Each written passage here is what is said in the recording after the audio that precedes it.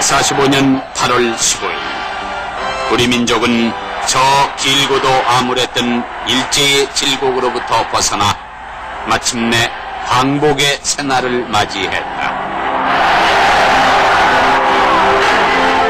실로 35년 만에 되찾은 나라. 그러나 연합군은 일본군의 무장 해제를 위해 한반도를 남북으로 분할했다.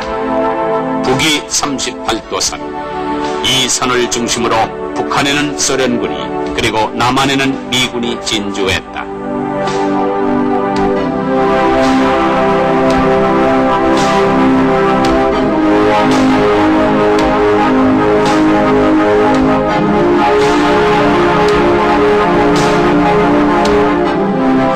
한국에 진주한 연합군은 일본군의 무장을 해제했다.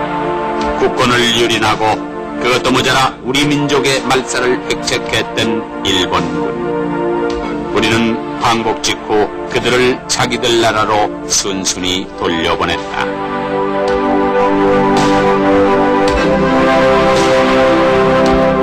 얼마나 갈망했던 광복이었던가. 거리에 나붙은 플래카드와 벽보들. 남녀노소 시민들은 거리로 몰려나와 나라 찾은 감격에 젖었다.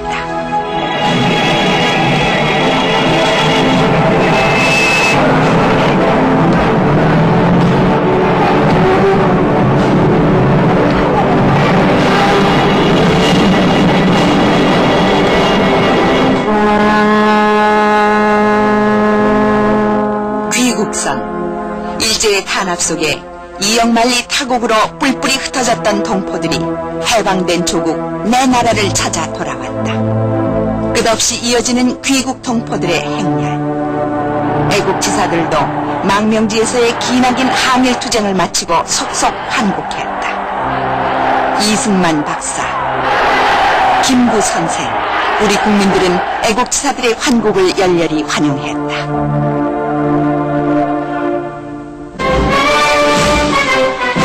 이 평화로운 서울.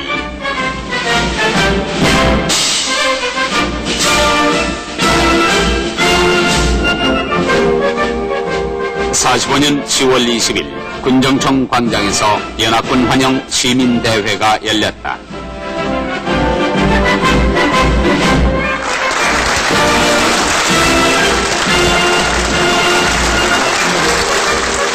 이 자리에는 이승만 박사를 비롯 수많은 시민들이 운집해 대성황을 이루었다.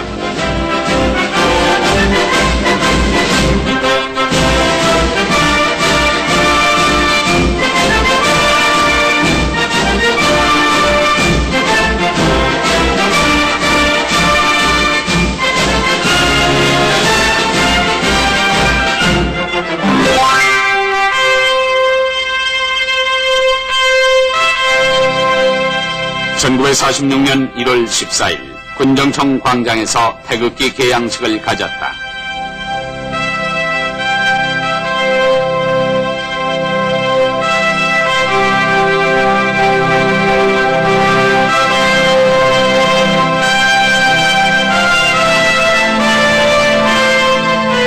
광복 후 성조기가 나부꼈던 군정청 국기 개양대에 처음으로 태극기를 개양함으로써 우리는 주권 국가, 자주 정부의 수립을 더욱 가속하게 되었다.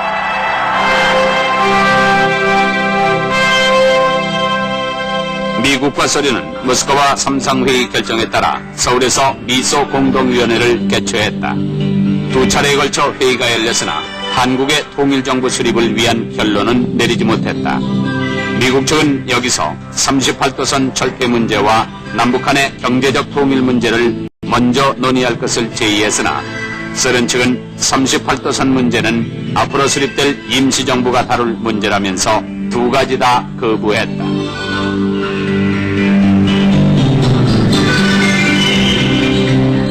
좌우익의 팽팽한 대결로 민족분열 양상이 심화되는 가운데 46년 2월 1일 비상국민회의가 개최됐다. 이승만 박사, 김구 선생이 주축을 이룬 이 국민회의에는 국내 각 정당을 비롯 사회, 종교, 문화계 등 90여 개 단체가 참여했으나 공산당을 포함한 좌익 계열은 불참했다.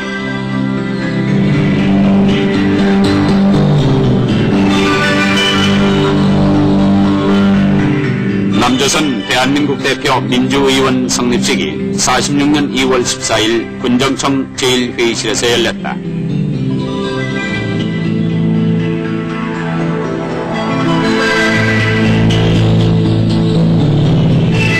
이날 회의에는 대표 218명이 출석, 의장의 이승만, 부의장의 김구, 김규식 선생을 선출했다. 그러나 이 자리에도 공산당 계열은 끝내 참석하지 않았다.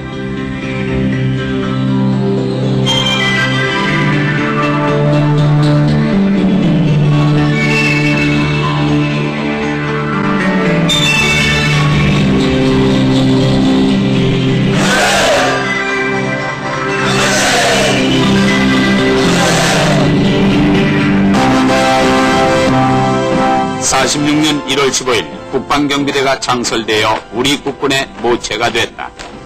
일본군이 남기고 간 제복을 입었던 초창기 국방경비대. 군정청 경무국이 발족되면서 국립경찰도 창설됐다.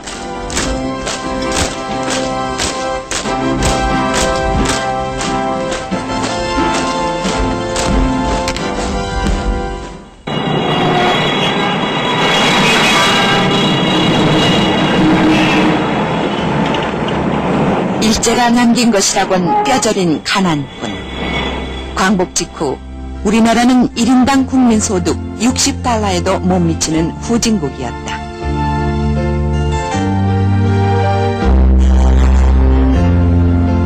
우리에게는 이렇다 할 자원도 기술도 없었다. 누구나 헐벗고 굶주리는 가운데 절대 빈곤의 늪에서 허덕였다. 너도 나도 살기 위해 안간힘을 쓰지 않을 수 없었던 시절, 극심한 식량난으로 굶주리다 못해 누렇게 부황난 사람은 전국 어디에서나 쉽게 볼 수 있었다.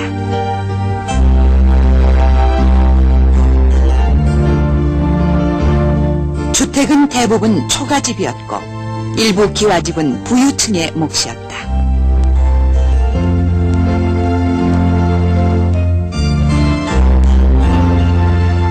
서울 한복판 청계천에서 몇 감고 송사리와 피람이 작던 시절이었다.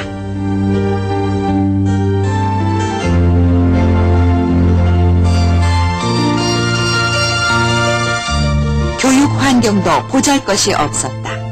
일제의 조선총독부 항무국이 문교부로 개편되어 새로운 초중고 교육을 실시했다.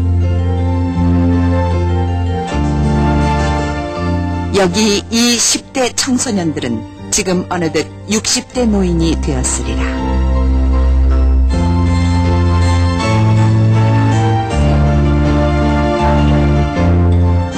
처음 배우는 영어.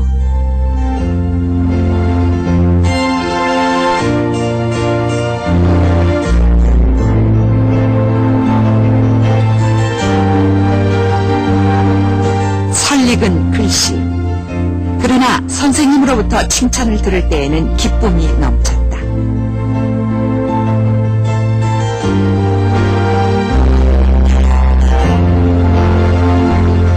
제기차기, 고무줄놀이, 줄넘기는 당시 학생들에게는 빼놓을 수 없는 스포츠이자 오락이었다.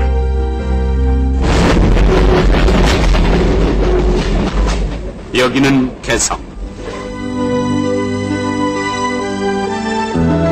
북한 동포들은 공산체제를 벗어나기 위해 앞다투어 남하했다. 48년까지 무려 280만 명의 북한 동포가 월남했다. 몸에 뿌려지는 살충제. 남한에서는 이들에게 방역을 실시하고 통행증을 발급해 주었다. 서울에 해방촌이 생겨난 것도 그 무렵이었다.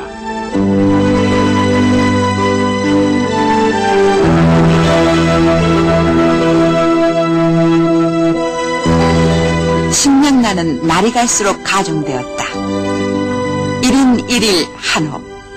46년 4월 한 사람에게 하루 한홉씩 쌀을 지급하는 배급제가 실시됐다. 광복 직후 남한의 산업은 북한에 비해 훨씬 빈약했다. 몇몇 초라한 공업시설이 있었지만 그나마 북한의 일방적인 전력 공급 중단으로 생산기계가 멈출 수밖에 없었다.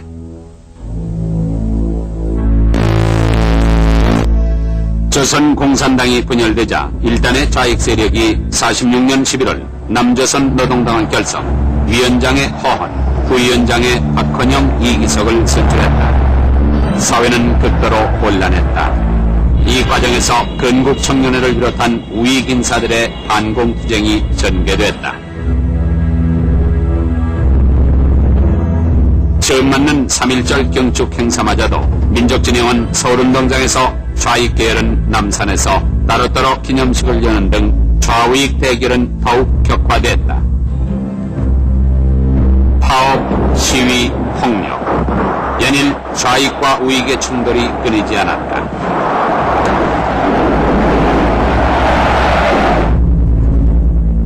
마산, 창녕, 대구 등 경남북 일원에서 잇따라 소요 사건이 발생, 대구에서는 수십 명에 이르는 경찰관과 우익 인사들이 살해되고 경찰서와 행정관서가 시위 군중들에게 점거됐다. 48년 4월 3일 새벽 2시 공산 세력은 제주도 내 행정관서와 공공기관 그리고 74개 지서를 일제히 습격했다.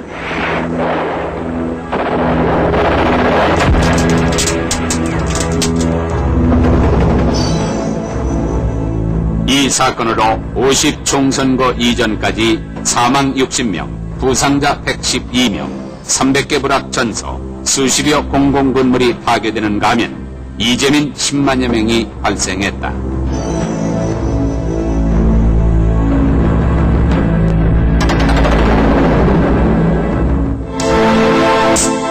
단독정부 수립에 반대한 김구, 김규식 선생 등이 남북협상에 나서 평양에 갔으나 북한 공산 세력은 오히려 이를 정치적으로 악용, 민족 분단을 획책했다.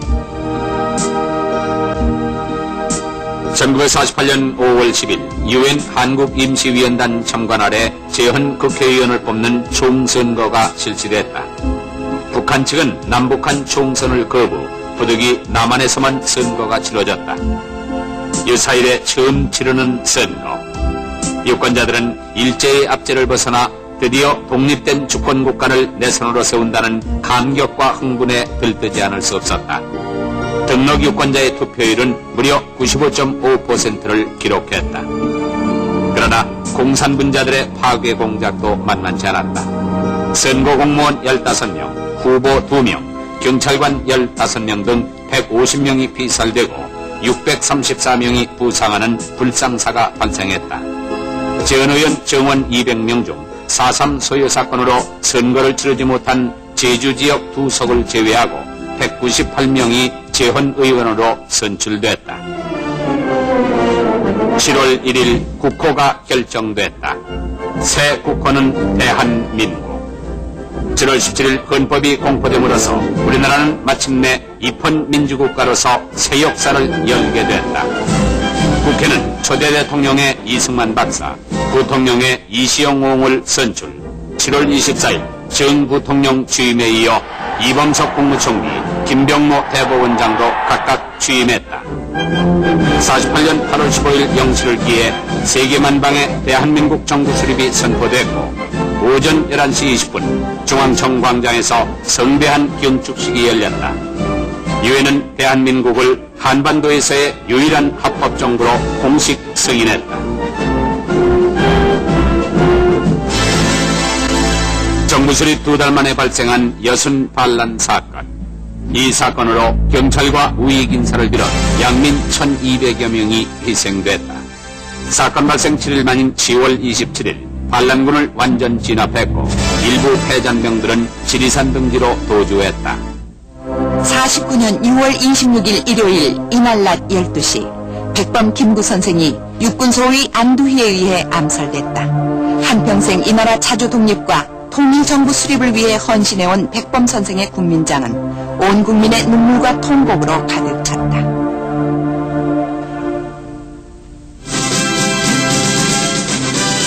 정부 수립과 함께 국방부는 훈령 제1호를 통해 국군의 창설을 공식 발표했다. 그 후 정부는 종래의 국방경비대를 육군, 해양경비대를 해군으로 개편한 데 이어 해병대와 공군을 차례로 창설했다.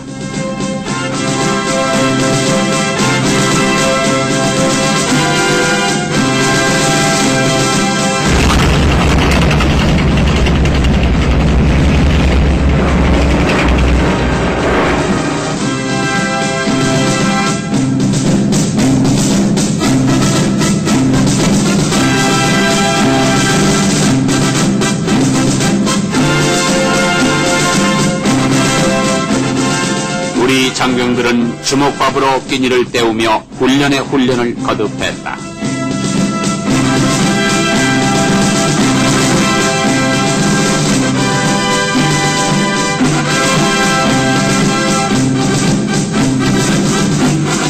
국군은 점차 기틀을 잡아가기 시작했다.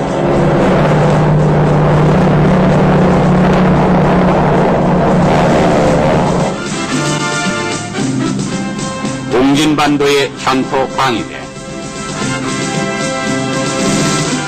민간인들도 향토 방위대를 조직, 공산분자들의 빈번한 도발에 죽창으로 대응했다. 트루먼 미 대통령은 한국의 중요성을 크게 인식하지 못한 상태에서 주한미군을 완전 철수했다. 한편 에치슨 미 국무장관은 한국과 대만이 미국의 방위선에서 제외되었음을 밝혔다.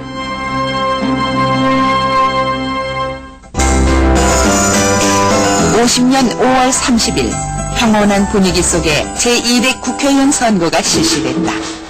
국회는 의장의 신익희, 부의장의 장택상, 조봉환 의원을 선출했다. 그 직후 북한은 돌연 남북한 총선을 제의, 김한 전술록 위장 평화 공세를 취했다. 이와 함께 북한은 그들이 억류하고 있던 조만식 선생을 남로당 총책 김삼룡, 이주하와 상호 교환하자고 제의해왔다.